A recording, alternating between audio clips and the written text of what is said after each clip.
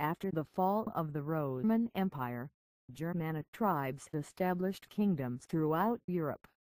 With help from monks and missionaries, the Roman Catholic Church spread Christianity across Western Europe.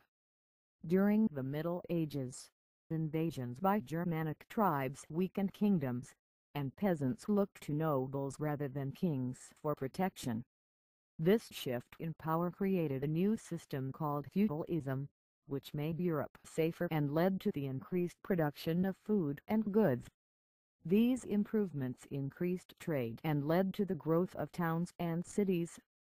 This growth created a need for city governments and workers' groups called guilds. After William the Conqueror was crowned King of England in 1066, the cultures of the Normans and Anglo-Saxons mixed. The power of the English king increased during the rule of Henry II. King John's abuse of power led English nobles to draft the Magna Carta and set up a parliament, which limited the king's powers. The French created their own parliament called the Estates General. After the Mongols destroyed the Kievan Rus, the Slavs rebuilt the city of Moscow and founded a new Russian state headed by a czar. The city became the headquarters of the Eastern Orthodox Church and grew wealthy from trade. In 1071 Muslim Turks defeated the Byzantines. Europe responded to the Byzantine emperor's cries for help with a series of crusades.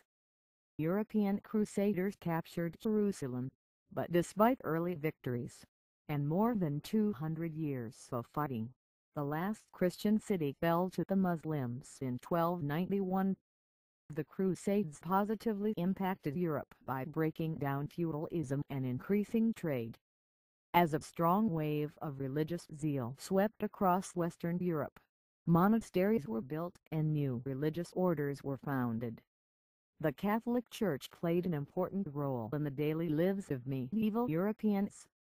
Church leaders wanted all Europeans to accept its teachings and used its power to stop heresy.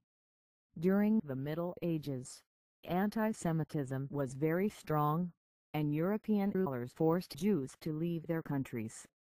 As governments and economies grew stronger, medieval Europeans felt more secure.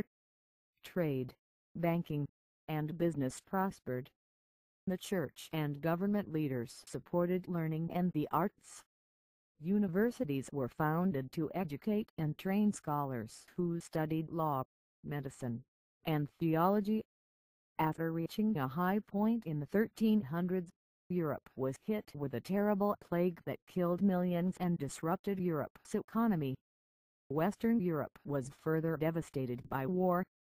The French and English engaged in the Hundred Years' War. In the Reconquista, Spain and Portugal struggled against the Muslims to win back the Iberian Peninsula.